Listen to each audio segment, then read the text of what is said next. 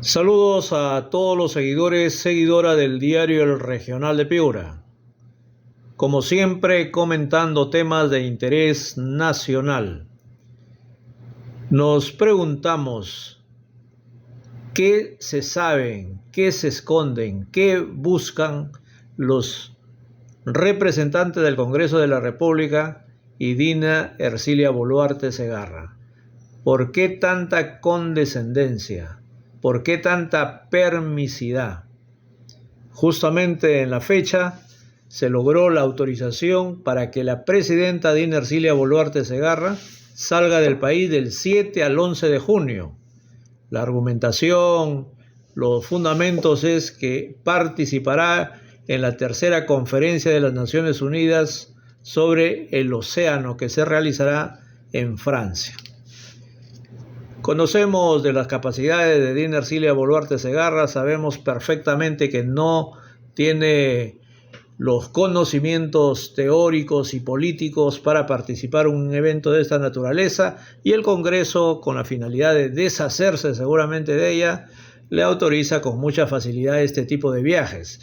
Durante los últimos tiempos, Dina Ercilia Boluarte Segarra se ha dedicado a solicitar autorización para cuanta oportunidad exista. Fue, por ejemplo, a Italia, luego concurrió al Ecuador, viene solicitando también autorización para ir a Estados Unidos y ahora ha solicitado concurrir a Francia. De acuerdo a lo que ha manifestado Eduardo Arana Issa, presidente del Consejo de Ministros, este viaje es importante para la mandataria. Es obvio entender las declaraciones de Eduardo Arana Issa, pues viene siguiendo los caminos de Gustavo Adrianzen Olaya, es decir, ser un perfecto escudero, un digno defensor de Dina Ercilia Boluarte Segarra, de las cosas administrativas y también, de los procesos penales que tiene en su contra, pues antes fue ministro de Justicia y ahora, como presidente del Consejo de Ministros, se ha dedicado a defender el artículo 117 de la Constitución Política del Perú, que quieren que se interprete tal y conforme está escrito. Sin embargo, cuando se trató de Pedro Castillo Terrones, no les interesó en absoluto el artículo 117 de la Constitución Política del Perú. Por lo tanto, Dina Ercilia Boluarte Segarra viajará a Francia del 7 al 11 de junio para participar, dice, en la tercera conferencia de las Naciones Unidas sobre el océano. Cumplirá seguramente algunas otras agendas, entre ellos participar en la OSCE. Si consideramos la calidad de democracia de Perú, no tendría oportunidad con este gobierno de ingresar a ser parte de la OSCE. Pero en fin, dejemos soñar a este gobierno. También se dice que tendrá una reunión con autoridades de Francia, participará en la cumbre mencionada y luego también busca reunirse en un evento de la OIT. Estos son aspectos que se han conocido tras el pedido de viaje que hizo Dina Ercilia y que se le ha autorizado desde el Congreso de la República. Permisidad, facilidades para que se ausente del país, sin importarle de qué manera se conduce el gobierno actual. Y los ministros, a través de una conferencia de prensa, también dieron a conocer aspectos que tienen que ver con la marcha institucional de nuestro país, o que tienen que ver con la gestión, del gobierno, si esto se puede llamar gobierno.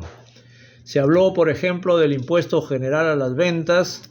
Se respondió a la pregunta de lo pernicioso que significa incrementar un mayor porcentaje a favor de las municipalidades y el forado que se hará en el gobierno para cubrir este mayor gasto del Estado peruano. También se habló, por ejemplo, de la cultura de la denuncia, del caso de Patás, entre otros aspectos del aeropuerto, que es un total fiasco, o los problemas son mayores a los beneficios obtenidos.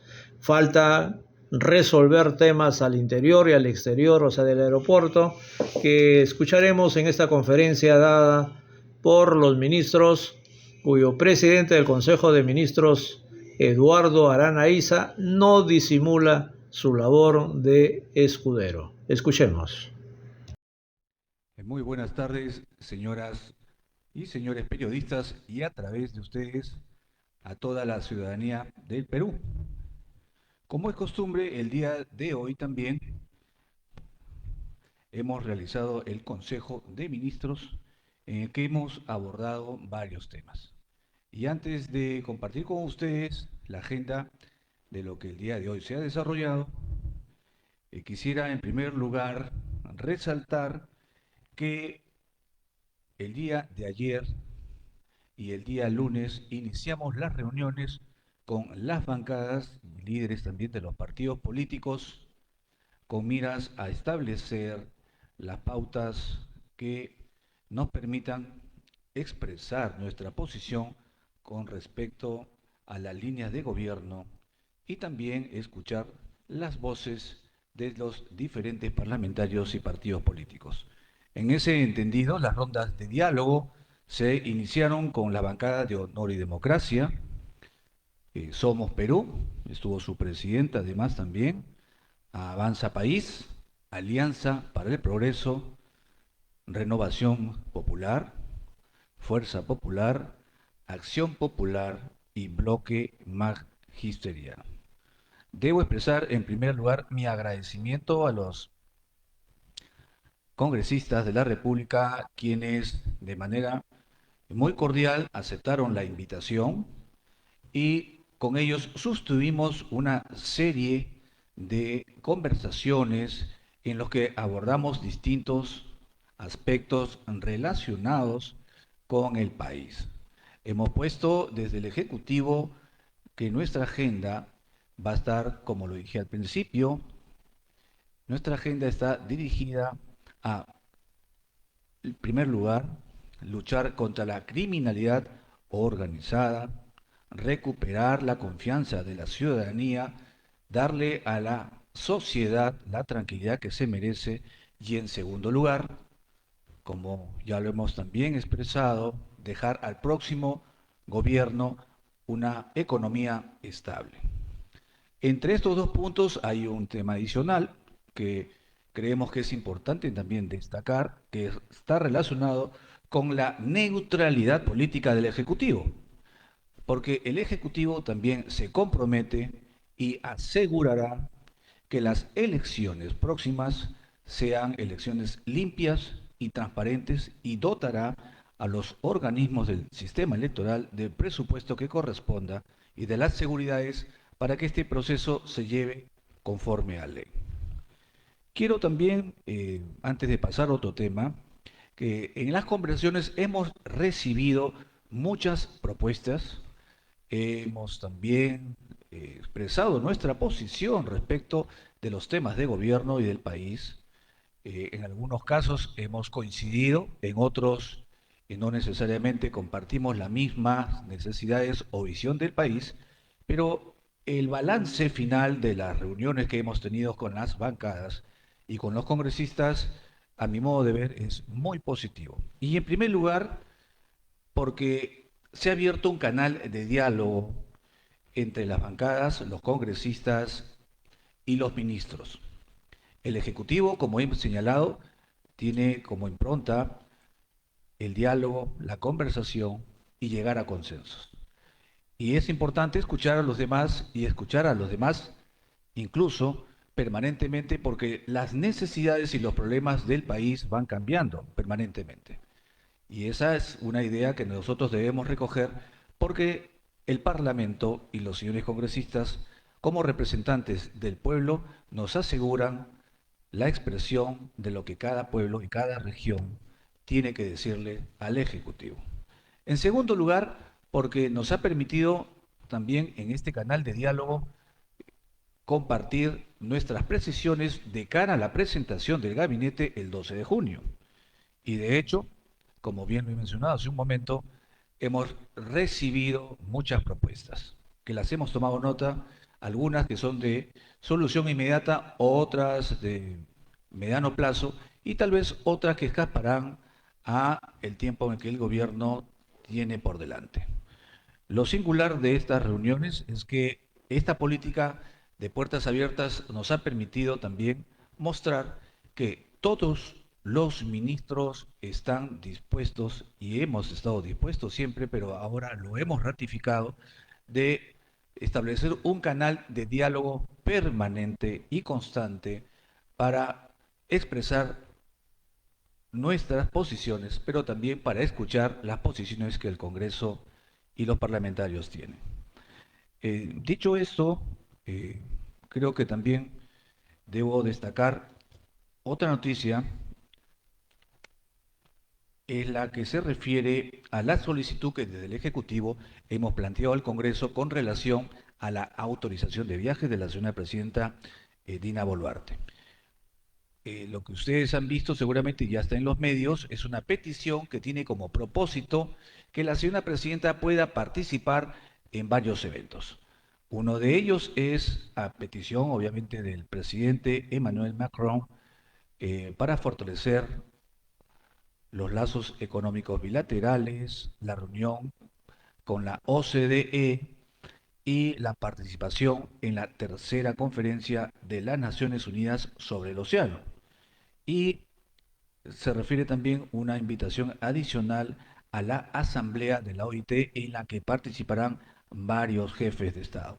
Esperamos contar con el apoyo del Parlamento porque, como bien hemos señalado y ratificamos también el día de hoy, el viaje de la señora presidenta obedece a una obligación constitucional y a una política de Estado en la que la presidenta, como directora, pero y a la vez ejecutora de la política internacional, debe asegurar la visión del Perú y recibir también a sus homólogos en las líneas de trabajo que se discuten en otros foros.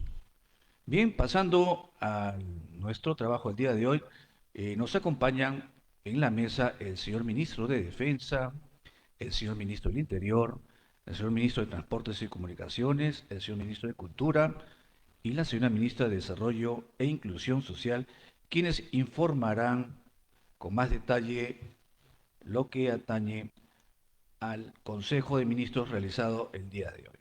Bien, dejo en el uso la palabra al señor ministro de Defensa, el señor Walter Astudillo Chávez. Señor ministro, con el uso de la palabra. Gracias, Premier. Un saludo a todos los medios de comunicación y por su intermedio a todo el país. El día de hoy se ha aprobado el decreto supremo que prorroga el estado de emergencia en la provincia de Patás, del Departamento de la Libertad, y garantiza la continuidad de las actividades mineras. En este decreto supremo se establece, entre otros aspectos, prorrogar por el término de 60 días calendario a partir del 8 de junio de 2025, continuando las Fuerzas Armadas asumiendo el control del orden interno. Otro aspecto que es fundamental y que de alguna manera responde al diálogo que se estableció en la mesa de diálogo, valga la redundancia, por el desarrollo integral de la provincia de Patás.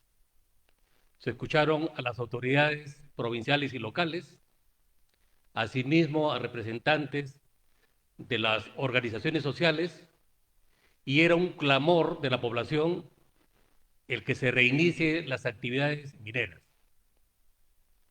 Pero acá quiero ser bien enfático.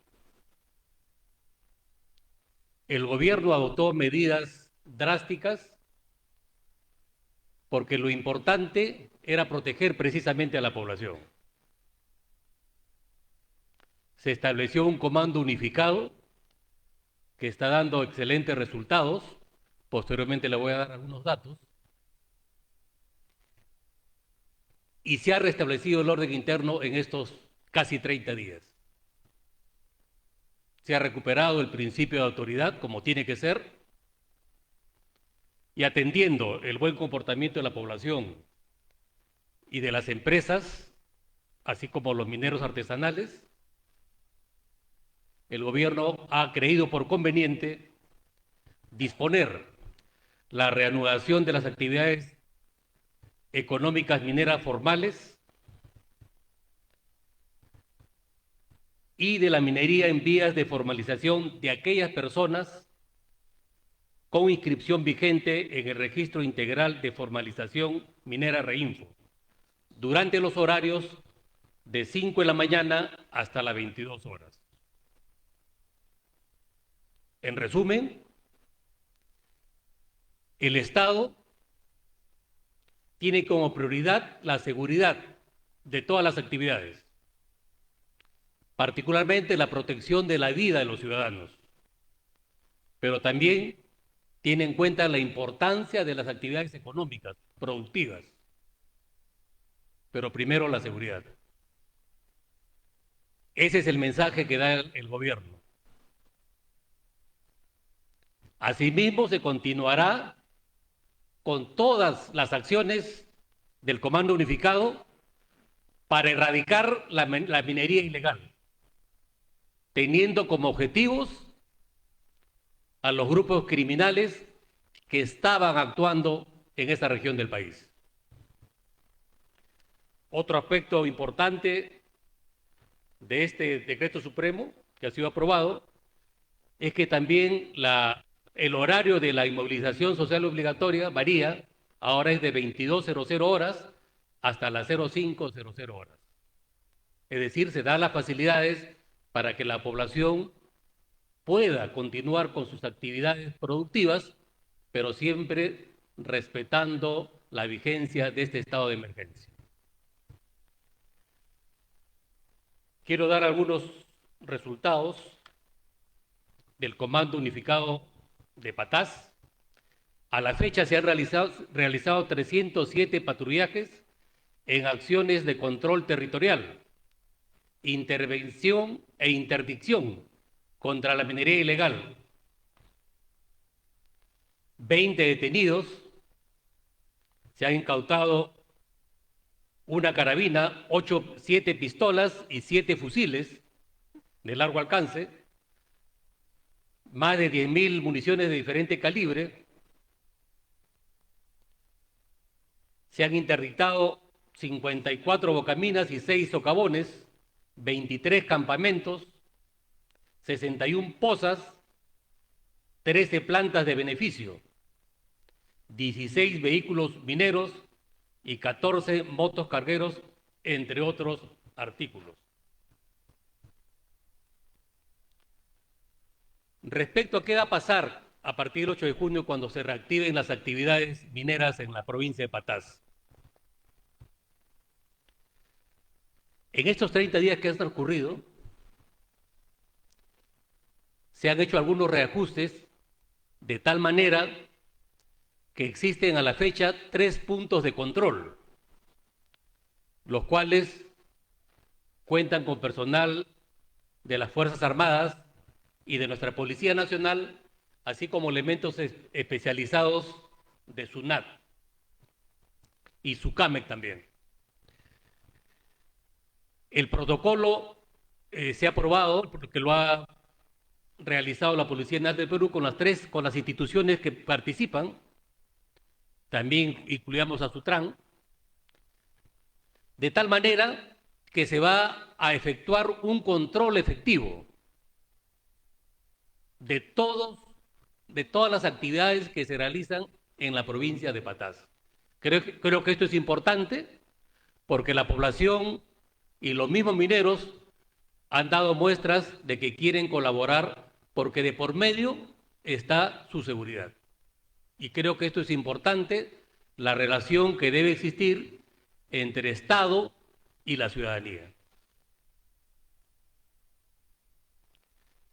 Asimismo, quiero dar algunos detalles de la búsqueda de nuestra alférez FAP, Ashley Vargas, que se encuentra desaparecida.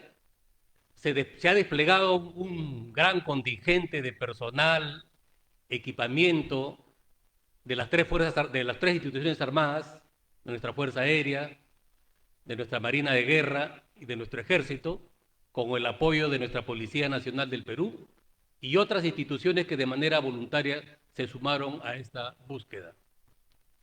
Hasta el día de hoy, hasta antes de iniciar la conferencia, ya hay un área que está delimitada y se ha restringido su acceso, y existe personal de nuestra Marina de Guerra que está realizando los trabajos necesarios, porque ya se han encontrado partes importantes del fuselaje. Prácticamente ya se ha determinado dónde es la zona del impacto de la aeronave.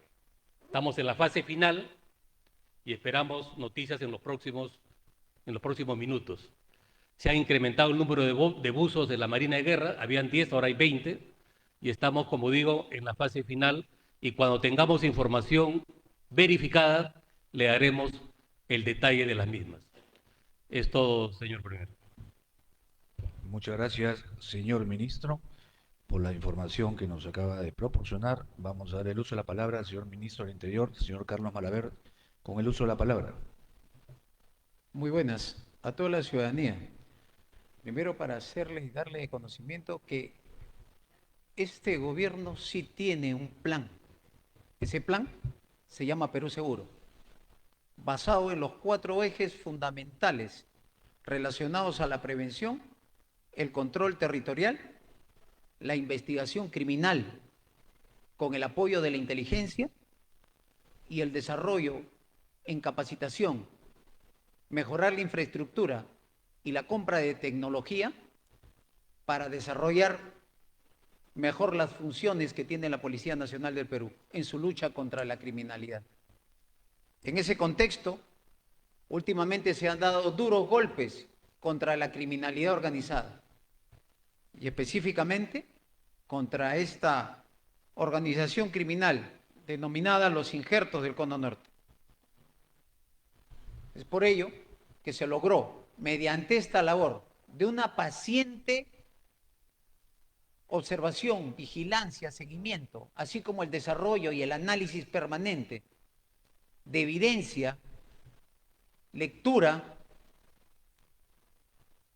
de telefonía y otras, para poder, mediante el informe respectivo, cursado al Ministerio Público, con quien se trabaja en estos casos muy bien de la mano, y se logró las medidas judiciales correspondientes, habiéndose allanado 41 inmuebles, incluyendo celdas de diversos penales, logrando la detención en flagrancia de 25 personas. No, de 2 personas en flagrancia y 25 las cuales se habían solicitado la detención preliminar. Ello ha sido un duro golpe para esta organización criminal. El desarrollo de esta estrategia que realiza la policía es darle un duro golpe a las economías de estas organizaciones criminales o bandas criminales. Ahí es donde tenemos que darle. Y esto también se solicita el apoyo por parte de la ciudadanía para que de alguna manera desarrolle una cultura de denuncia. Sé que en estos últimos años la confianza en sus autoridades ha venido a menos. ¿Pero por qué? Porque lamentablemente hay ese constructo que se le ha aplicado al ciudadano, indicándole que todo el efectivo policial no desarrolla bien su función o de alguna manera lo va a tratar mal cuando se acerca a una dependencia policial. Quiero aclararle que ello no es cierto. El comando institucional le ha dado ya sendas disposiciones para que la atención sea diligente y asimismo todo ciudadano tiene las herramientas suficientes para poder denunciar cualquier tipo de maltrato. Los ejes principales también dispuestos por la señora presidenta no solamente es el tema de implementar o dar más presupuesto para las labores de inteligencia que está dando buenos resultados, sino también recuperar la confianza ciudadana. Y esa confianza va de la mano con transparentar nuestras acciones, toda nuestra labor. Por eso que el desarrollo no solamente es de una labor de inteligencia, una labor de investigación criminal, sino también de la mano estrategia específicamente para poder detectar gente que nos hace daño al interior. Y es por ello que al momento de intervenir a esta banda criminal u organización criminal, al haberse identificado a un efectivo que esté involucrado en estas acciones, es que se ha dispuesto inmediatamente la participación del órgano de control respectivo y que tomará las acciones fuertes al respecto. Esta gestión, el gobierno, no se casa con temas de corrupción. Seremos implacables en ese aspecto. Por otro lado, ya lo explicó el señor ministro de Defensa, estamos colaborando y participando activamente en las acciones en la provincia de Patás. Tenemos cerca de 970 efectivos que están apoyando o están participan en este comando unificado al mando de las Fuerzas Armadas, habiendo desarrollado ya, como lo detalló, una serie de intervenciones con una serie de incautaciones y capturas al respecto. No solamente nos estamos dedicando en Patás a las labores de interdicción, se están desarrollando paralelamente sendas carpetas fiscales para poder desarrollar una labor de investigación mucho más prolija, incluyendo esta de la mano, investigación por lavado de activos, porque a veces en el lugar solamente se encuentra al administrador o al encargado, pero los cerebros, la gente que financia, están en otros espacios. Asimismo, al haberse identificado ya la cadena de valor en este tipo de hechos delictuosos, es que se ha establecido, como ya le indicó el señor ministro de Defensa, 3 puntos de control, que sobre todo va a ir directamente a ver la trazabilidad de los insumos químicos, de los explosivos, de las guías de remisión y el destino, cómo está llegando esos productos a las diversas plantas de beneficio, tanto para la minería filoniana que es desarrollada ahí en Patás, pero también el modelo Patás va a ser replicado en otros lugares, como por ejemplo donde se practica minería aluvial, como es en Madre de Dios, Puerto Maldonado específicamente. Ya creo que de alguna manera ha sido aclarado porque inclusive un señor congresista ha ido a las instalaciones del Departamento de Administración de Municiones y Explosivos de la Policía Nacional y ha verificado esa información, por decir menos inexacta, relacionado a que se habría comprado armamento y que no había municiones. ¿Hay la cantidad de municiones? Sí. Asimismo, la cantidad de armamento proyectado en su totalidad todavía va a llegar aproximadamente por el mes de octubre. Y ya se tomaron con anticipación las gestiones correspondientes para la adquisición de más de 1 millón de municiones también al respecto. Proceso que está en giro. Dicho todo ello, estamos a la espera de cualquier interrogante que pudiera tener la prensa. Muchas gracias, señor ministro. Le damos el uso de la palabra al ministro de Transportes y Comunicaciones. El señor César Sandoval tiene el uso de la palabra.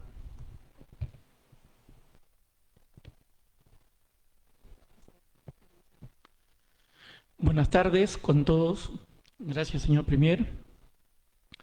Bueno, en las últimas 24 horas se ha venido comentando mucho sobre el funcionamiento del nuevo aeropuerto Jorge Chávez.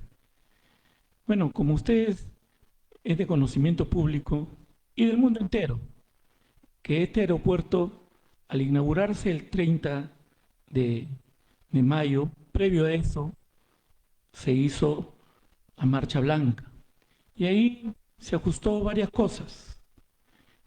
Pero luego ha venido la inauguración del aeropuerto y ha empezado su funcionamiento normal, como ya lo explicó oportunamente el gerente general de la concesionaria y entró en un proceso de adecuación y de adaptación. Eso se ha ido en las últimas horas normalizando. Los vuelos en estos momentos que estamos conversando están normales.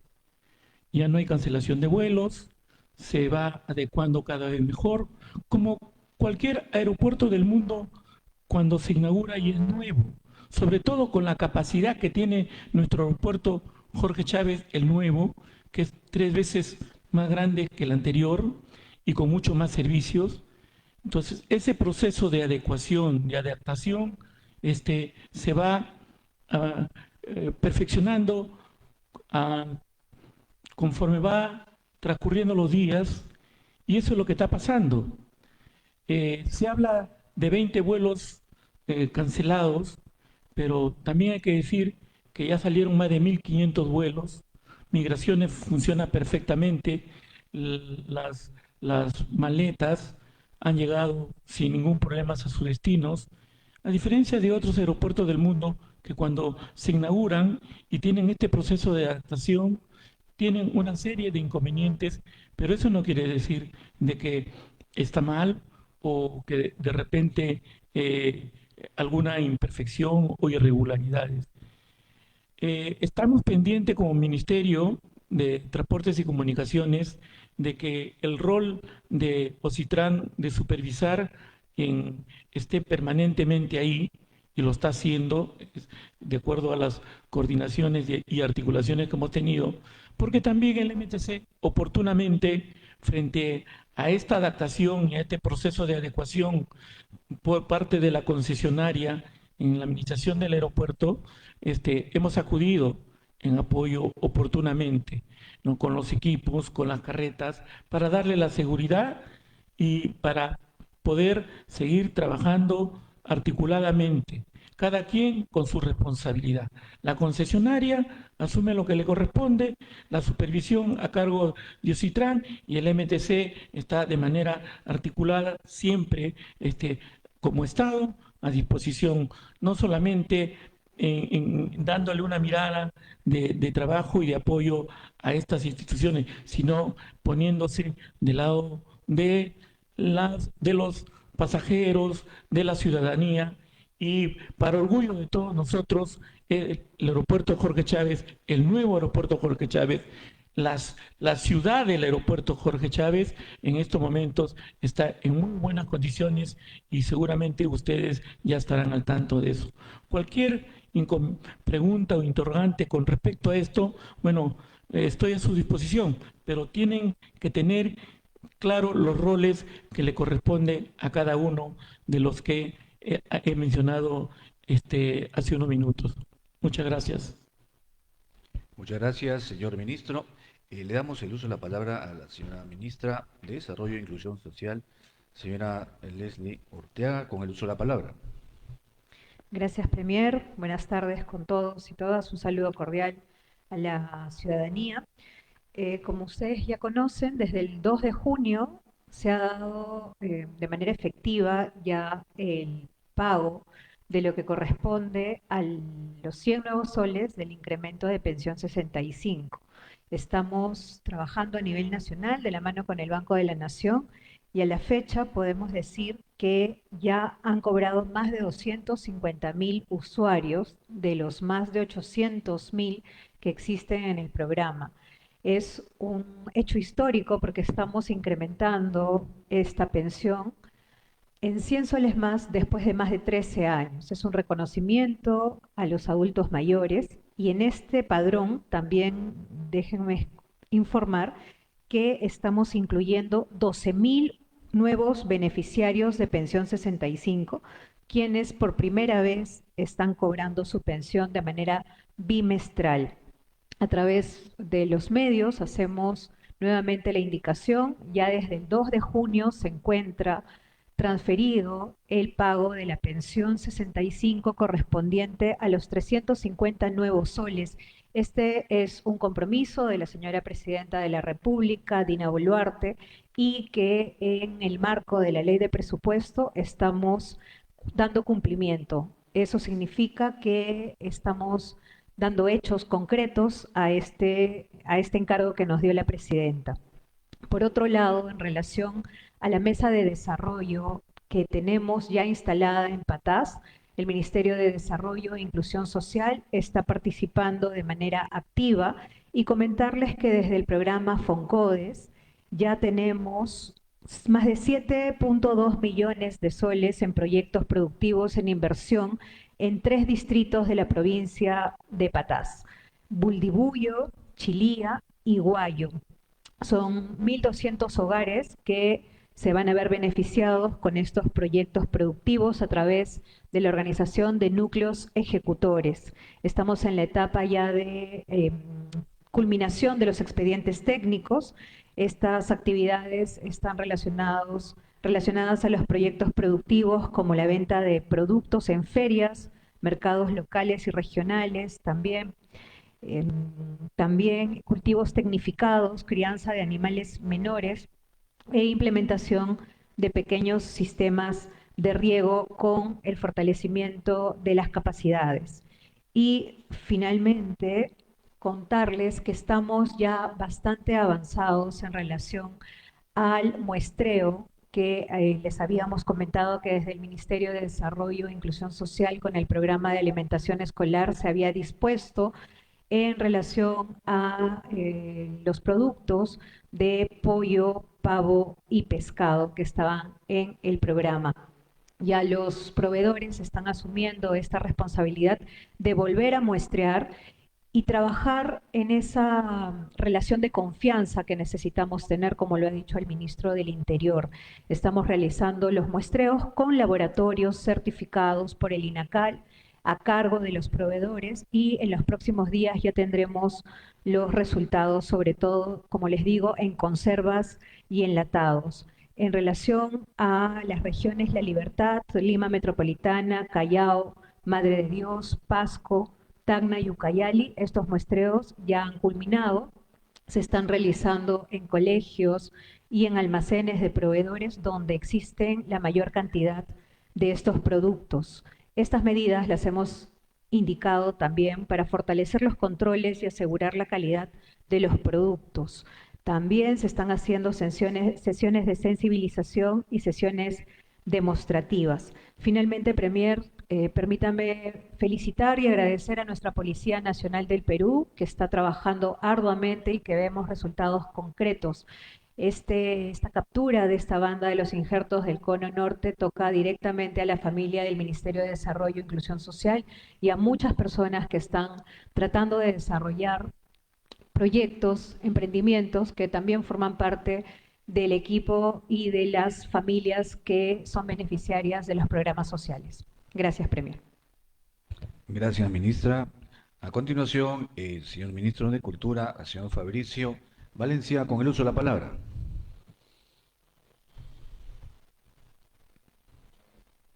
Muchas gracias, Premier. Por su intermedio, saludar a los señores periodistas. En primer lugar, quería destacar que hoy es el Día de la Cultura Afroperuana y el centenario de natalicio de Nicomé de Santa Cruz. Es un día importante para nuestro país. Por otro lado, quería tocar el tema de la poligonal de Nazca, por favor. Siguiente. Bien, voy a hacer un tracto sucesorio de los diferentes hechos vinculados a la poligonal de Nazca. En el año de 1993, el extinto Instituto Nacional de Cultura declaró la Reserva Arqueológica de Nazca. En ese momento no se determinó un área geográfica concreta. Al año siguiente, en 1994, es inscrita en la lista del Patrimonio de la Humanidad de UNESCO con una extensión de 753 kilómetros. Es importante, por favor, que tengamos en cuenta esa extensión. Y si nosotros vemos el plano que tenemos acá, la parte que es verde, ella es la que es Patrimonio Cultural de la Humanidad. Muy bien. Posteriormente, en el año de 2004, se estableció la reserva arqueológica, que es el Polígono Azul. Esta reserva arqueológica, dada en el año 2004, tiene una extensión de 5.633 kilómetros. Del 2004 al día de hoy, se han acopiado distintos informes que no se tenían al momento que este polígono fue delimitado en el año 2004. ¿Y qué informes son? Voy a mencionar algunos de ellos. Del 2006, los geoglifos de Palpa, documentación, análisis y perspectiva. 2006, altares en el desierto. 2007, los Paracas del Sur. 2009, los geoglifos, espacios abiertos y ceremonias colectivas. 2010, perspectivas sobre el proceso cultural en el Valle Paracas. 2017, los geoglifos, imágenes y escenarios en el desierto de Nazca y Palpa. Y adicionalmente, el estudio hecho por Masato Sakai y Jorge Olano, auspiciado por la Universidad de Yamagata.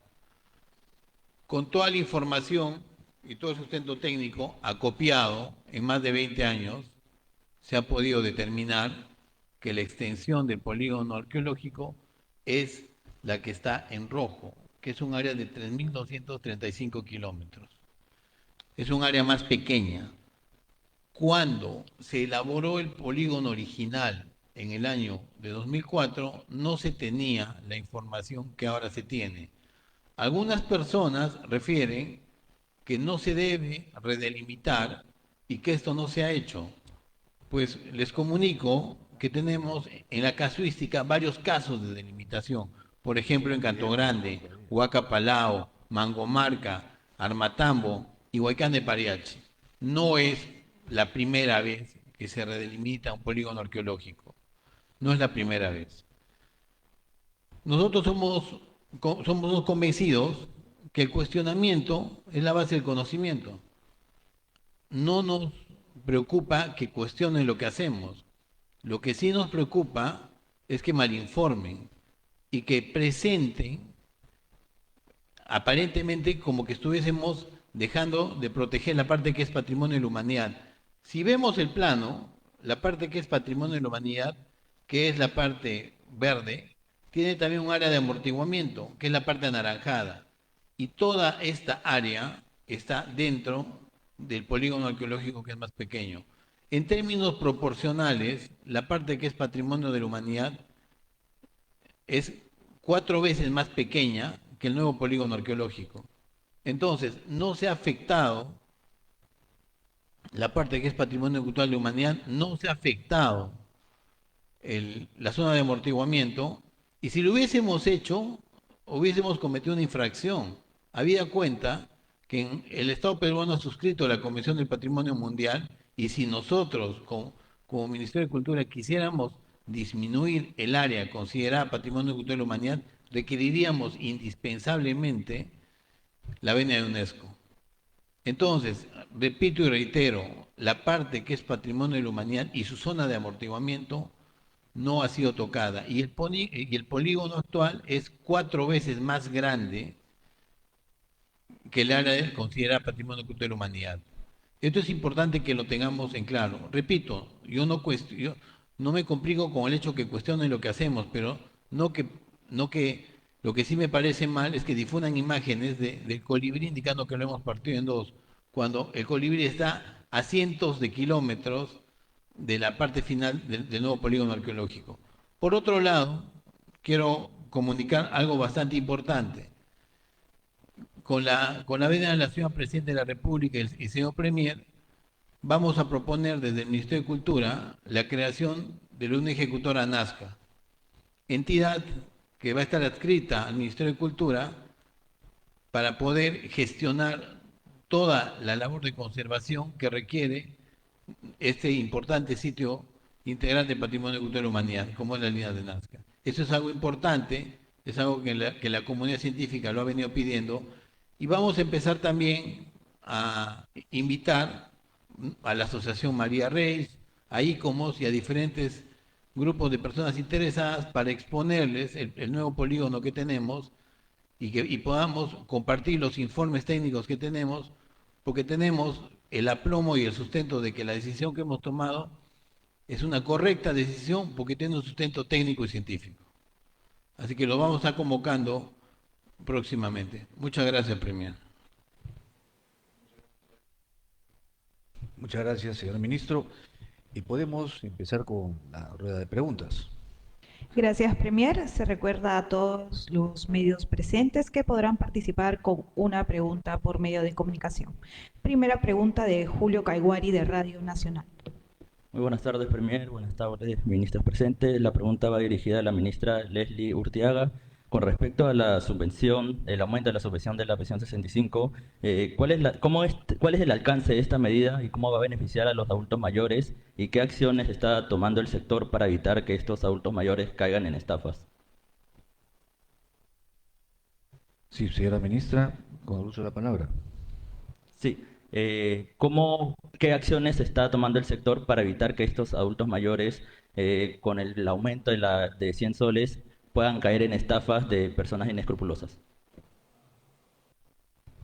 Premier, con su venia, muchas gracias por la pregunta.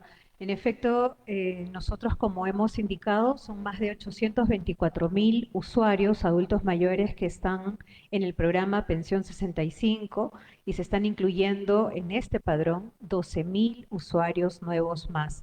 Estamos trabajando de la mano, como siempre lo hemos hecho con el Banco de la Nación, pero además reforzando aquellos espacios públicos con las municipalidades, con Serenazgo y por supuesto con el equipo del Ministerio de Desarrollo e Inclusión Social para evitar cualquier tipo de estafas. Más de 600.000 usuarios del programa Pensión 65 cuentan con tarjeta, digamos, de débito a través de la cual hacen sus cobros. También existe la evaluación y la actualización del padrón por parte del equipo del Ministerio de Desarrollo e Inclusión Social del programa Pensión 65 a fin de verificar aquellos cobros que se vienen haciendo y por eso agradecemos al banco que nos permite saber que a la fecha ya existen más de 250.000 personas que han cobrado, pero estamos nuevamente haciendo el seguimiento con aquellos que, por ejemplo, tienen registradas personas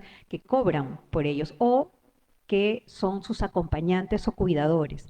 Hacemos una verificación exhaustiva y también ponemos a disposición los teléfonos del Ministerio de Desarrollo e Inclusión Social y los correos que están en la página web para ante cualquier eventualidad nosotros podamos actuar rápidamente.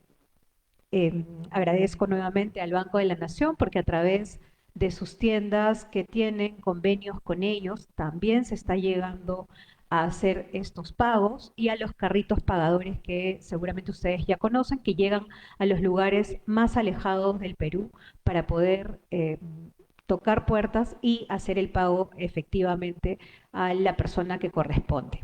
Gracias. A continuación, Andrea Mezquita de RPP.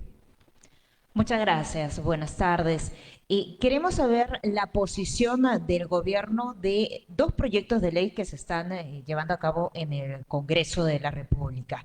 Uno de ellos es el proyecto que propone trasladar reos de alta peligrosidad a cárceles de El Salvador, ¿no? A través de un convenio. ¿Es viable esta propuesta? Y el otro es sobre ese proyecto de ley que propone que congresistas, y que se ha aprobado además, que propone que congresistas puedan hacer campaña electoral sin restricciones. ¿Cuál es la posición del gobierno al respecto?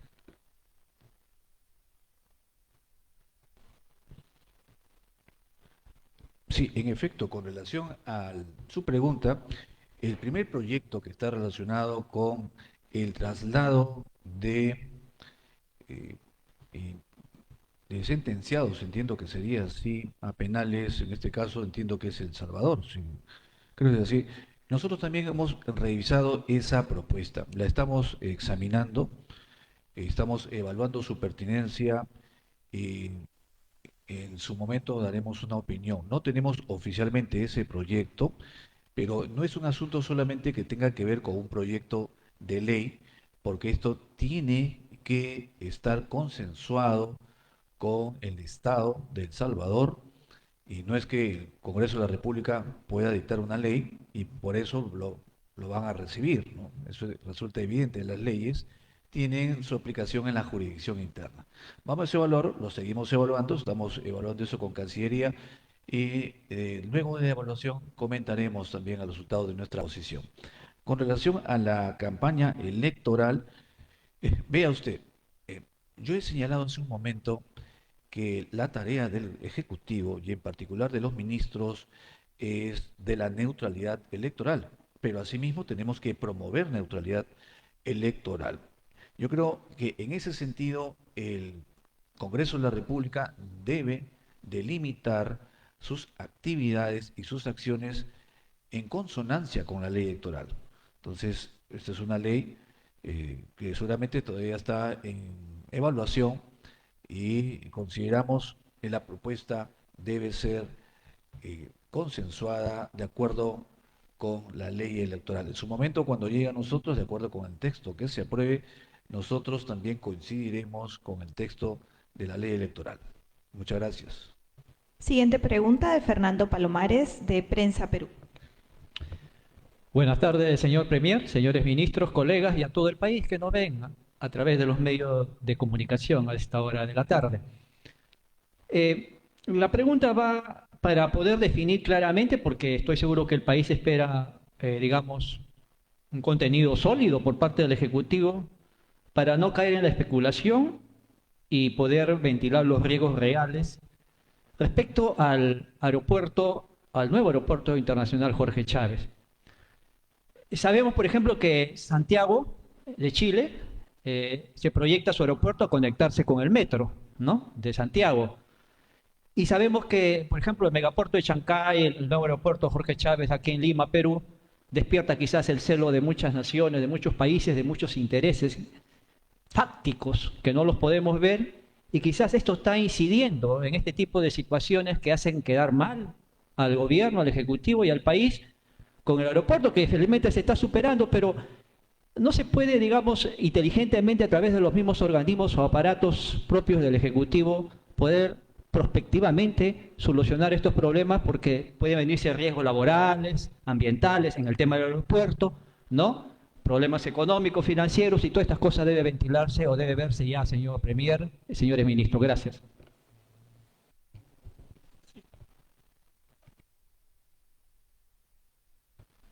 Ministro, con uso de la palabra. Bueno, más allá del campo de las especulaciones, lo que tenemos son instituciones que asumen su responsabilidad.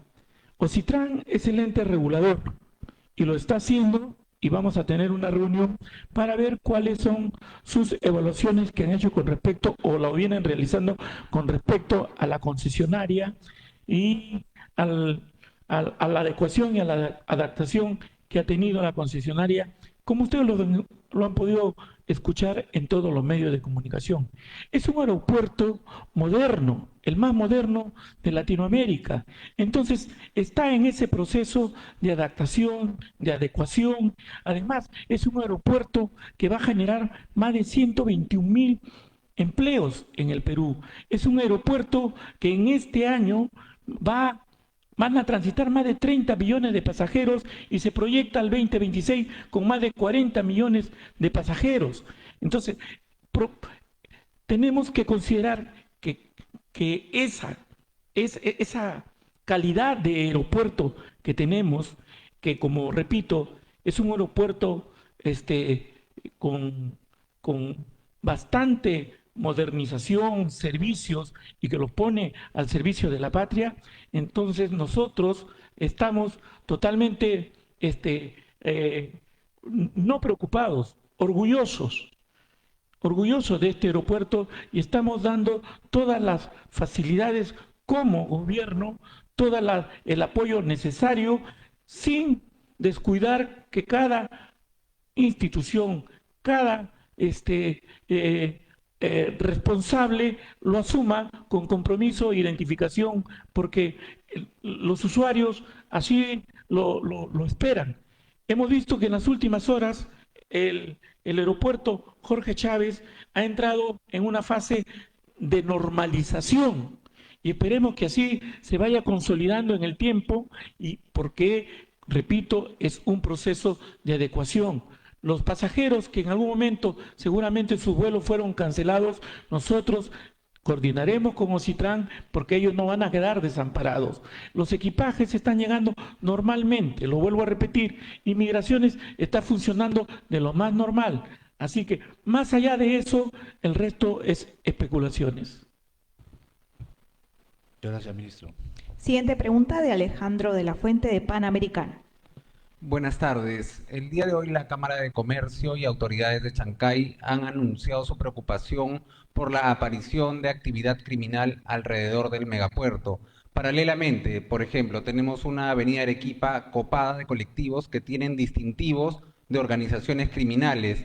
¿Se hace un seguimiento para detectar el origen criminal y poder perseguirlo? Por otro lado, el Premier empezó hablando sobre el viaje de la mandataria a Francia y quería preguntarle al respecto, porque es una cumbre de los océanos. Sin embargo, tenemos un contexto en el que hace unos meses se detectó barcos chinos pescando a diestra y siniestra en nuestros océanos. ¿Cuál es la preocupación del gobierno por los océanos del país? Gracias.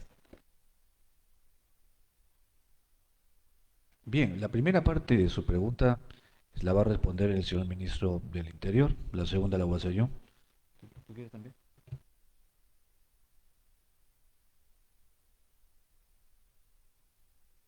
Ya, el señor ministro de Transporte, por favor. Con respecto al megapuerto de Chancay, venimos tomando todas las precauciones, se sigue coordinando con las autoridades locales, con las autoridades regionales y además con el Ministerio del Interior. Pero quiero decirle que las cosas van caminando de acuerdo a lo que se ha trazado. El día de mañana, el Ministerio de Transporte, justamente el día de mañana, se le está dando la licencia de funcionamiento.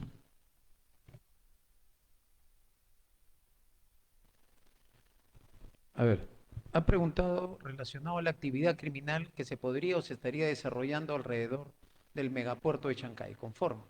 Sí, efectivamente, le hemos puesto el ojo al respecto. La semana pasada ha habido una intervención de una banda criminal, la cual la presentó el general Mundaca, y presentó cuáles eran las actividades que desarrollaban y mayormente su modalidad era el tema de la extorsión. Sabemos en la actualidad que la problemática de la extorsión, ¿correcto?, es la que es el delito transversal a una serie de actividades y diferentes ciudades donde se presenta. No solamente es en Lima metropolitana, sino también es a nivel nacional. Y por ello es que estamos apostando por el tema de la cultura de la denuncia. ¿Me escucha? Ah, ya, disculpe. Por eso que se está apostando por el tema de la cultura de la denuncia. Si bien es cierto, se está tomando los mecanismos también especiales al respecto para darle seguridad al denunciante con algunas denuncias en clave que se le puedan asegurar su identidad y sobre todo para evitar cualquier represalia que puedan tener estas bandas criminales.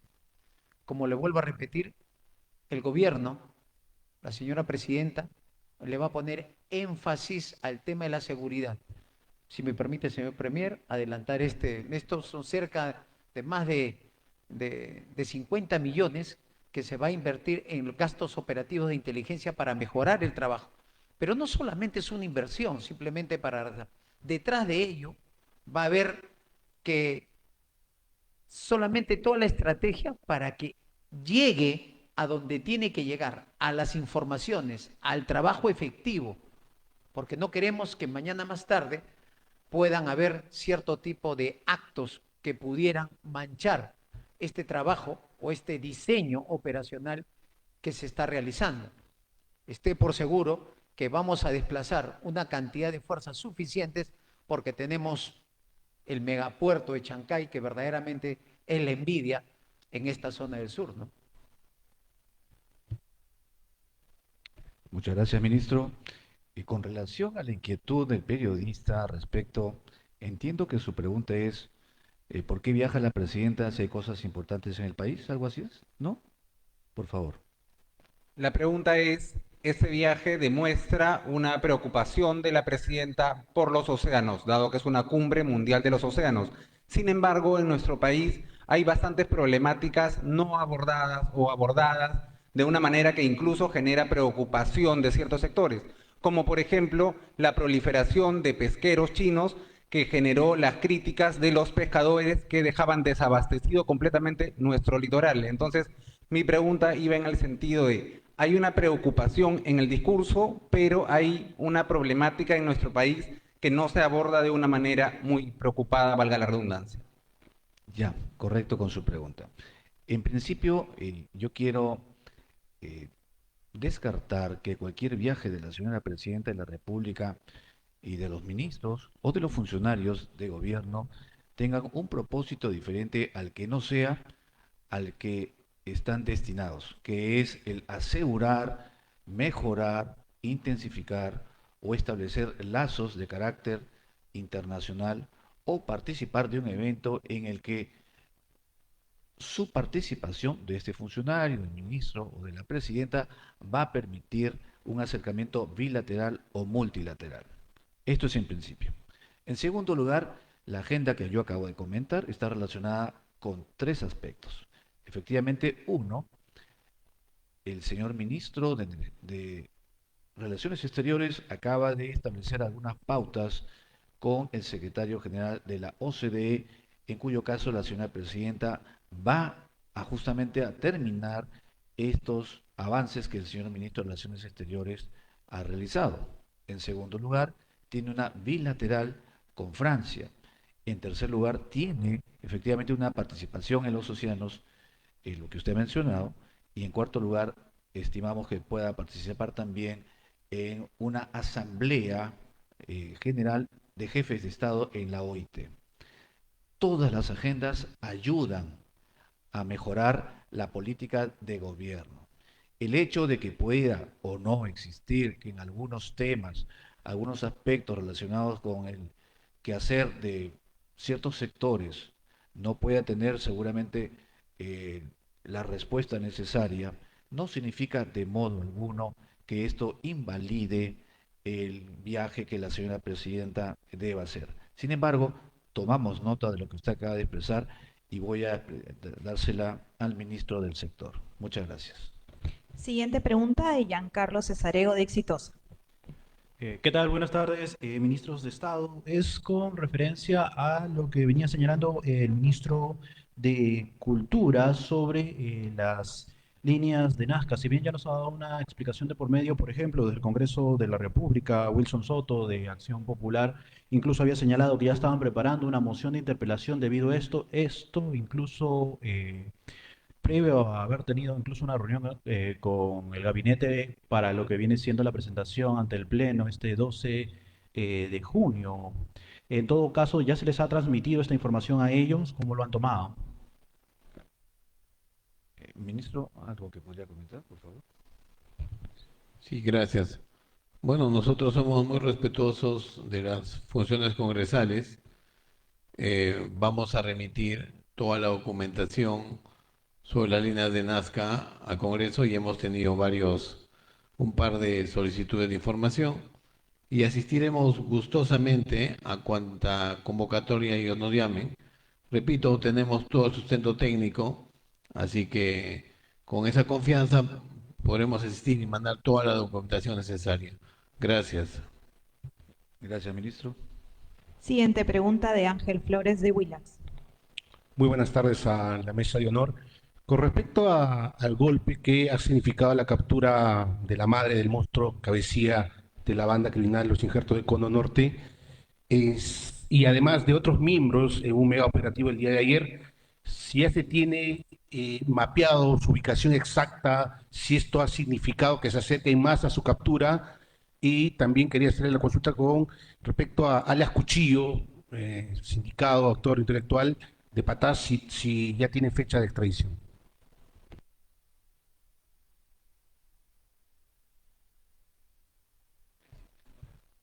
Ya, vea usted, estas situaciones de carácter policial se manejan dentro de planes operativos de colaboración entre la policía del Perú, la policía de Brasil y eventualmente puede ser con otro país.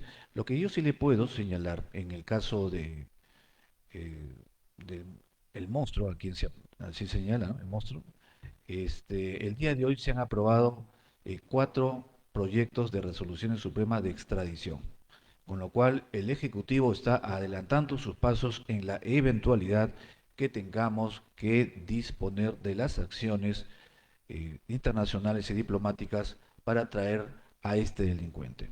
En lo otro, y con relación a la otra persona, no hemos recibido todavía ninguna petición desde el Poder Judicial relacionada con su extradición. A continuación, María Elena Guayasco, de TV Perú. Buenas tardes. Bien, la pregunta es la siguiente, Premier. ¿El Ejecutivo estaría evaluando ampliar el reinfo por cuanto en el Congreso aún todavía no hay una ley MAPE? Justamente ayer la Comisión de Energía y Minas inició el debate de un predictamen, pero al ser observado por los congresistas pasó a un cuarto intermedio, lo que significa que todavía va a ser analizado para contar un proyecto en la comisión y considerando también, Premier, que la quincena de junio se termina la legislatura. Y justamente el reinfo que fue ampliado en diciembre culmina este fin de mes. En las reuniones que hemos tenido con los ministros, hemos desarrollado varias acciones que nos han permitido tener una visión clara de lo que sucede en Patás. Uno de los temas más importantes, como bien lo ha señalado el ministro de Defensa, y obviamente el ministro del Interior, quienes en manos de ellos está el Comando Unificado, es que hemos podido descubrir y verificar cómo está la situación en Patás con relación a los mineros formales, a los mineros que tienen reinfo y a los que no tienen reinfo y a los ilegales. Además del control que hace este Comando Unificado, se han realizado acciones de interdicción que son muy importantes. Hemos descubierto incluso hasta maquinaria valorizada en varios miles de soles que sorprendentemente pertenecen a estos delincuentes que en teoría no deberían o no podrían tener esta cantidad de dinero o comprarla. Entonces justamente se ha coordinado con la SUNAT, con la SUTRAN y con la SUNAR para que se dispongan controles relacionados a estos equipos y a las dragas también. Cuando usted me habla justamente de la posibilidad de que el plazo del reinfo, lo que primero que hemos tomado en cuenta es que en la actualidad hay más de 80.000, tal vez 90.000 reinfos, de los cuales hemos calculado que solo 20.000 deberían estar vigentes. Y los otros, la diferencia, son aquellos que se ha puesto un procedimiento de ratificación que hasta la fecha no ha tenido respuesta, por lo cual entendemos que esos reinfos deben ser declarados caducos al término de este tiempo. Efectivamente, la ley MAPE ayudaría muchísimo a que el Ejecutivo tome una decisión respecto de la prórroga. Sin embargo, en la eventualidad que ésta se realice, no es una prórroga a ciegas. No es que se prorroga indefinidamente o se prorroga para todos. Se va a prorrogar eventualmente aquellos que puedan tener un expediente, que son una pequeña minoría, eventualmente fuera así. No estoy asegurando que esto sea lo que va a hacer el Estado, pero le adelanto lo que pueda suceder. Entonces, todavía no hemos tomado una decisión, si es que esa es la pregunta. Estamos evaluando con el ministro de Energía el informe del Comando Unificado y los ministros de acuerdo con la información que vamos recibiendo diariamente. A continuación, Mabel Alba, de Best Cable. Buenas tardes, Premier. Buenas tardes, ministro. Mi pregunta va orientada al viaje de la presidenta Dina Boluarte, que en este momento se está debatiendo en el Congreso de la República. Si se ha evaluado que viaje únicamente el canciller, porque se entiende que de repente al regresar de este viaje se encuentre un gabinete sin el voto de confianza por parte del Congreso, o en todo caso ya hay una confianza de parte de ustedes que van a obtener ese voto después de las reuniones con las bancadas. Vea, las obligaciones de la señora presidenta son independientes del voto de confianza o de la presentación del gabinete ante el Congreso de la República. Las obligaciones de la presidenta de la República como tal tienen un ámbito nacional y también tienen un ámbito internacional. Y estas no pueden estar supeditadas de ninguna manera a otra actividad o, como usted menciona, al hecho de que puedan ser objeto el gabinete del voto de confianza. Como lo he expresado al inicio de mi exposición, el Ejecutivo ha efectuado rondas en las cuales también hemos conversado con naciones congresistas de la necesidad de que se entienda de que parte de la obligación constitucional de la señora presidenta es ejercicio de su función como director y responsable de la política internacional. Y como tal, tiene una grave y gran responsabilidad por efectuar estas reuniones de carácter multilateral, por acercar a los pueblos hermanos, por mostrar al Perú y la ventana de oportunidades que se tiene y por traer inversiones, por decirlo menos. Entonces, esa tarea no está circunscrita, supeditada y menos condicionada al hecho de que podamos nosotros presentarnos el próximo 12. Si usted me pregunta con relación al 12 si tenemos una gran expectativa, pues sí, tenemos una gran esperanza y una expectativa de que el Congreso de la República estime la propuesta de este gabinete y obtener en su momento el voto favorable. Última pregunta de Patrick Valentín de Canal N. Sí, buenas tardes, ministros. La pregunta es la siguiente. Bueno, vamos a empezar con una contextualización. Solo 4 de más de 1.800 municipalidades han ejecutado el 100% del presupuesto que se le asignó en el 2024. Pese a esto, el gobierno ha, iniciado una modificación en cuanto a la repartición del porcentaje del IGB. Ahora el IGB destinado a municipalidades va a ser del 2 al 2.5%. Varios sectores, incluso exministros de Economía, han criticado esta medida porque dicen que podría provocar un déficit fiscal. ¿Cuál es, primero, la versión que tiene el gobierno con respecto a los comentarios de estos especialistas? Y segundo, si es que se va a continuar con esta medida. En efecto, el señor ministro de Economía ya lo ha explicado y ha salido también a los medios a señalar que vamos a ser sumamente cautos con el gasto público.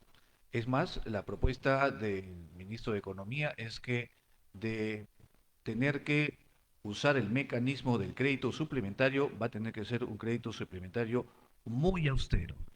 En consonancia con ello, también lo que hemos expresado desde el Ejecutivo es que debe aumentar la recaudación. Los niveles de recaudación en este primer trimestre no han sido los deseados, pero eso no significa que en este segundo trimestre y más adelante exista una mejor recaudación. Desde el Ejecutivo le tenemos que dar la seguridad a la ciudadanía de que vamos a tener un gasto público lo más austero posible. Y para finalizar, me acaban de informar, espero que la noticia sea cierta, de que ha sido aprobada la resolución legislativa que autoriza el viaje de la señora presidenta con los propósitos que mencioné al inicio de mi exposición.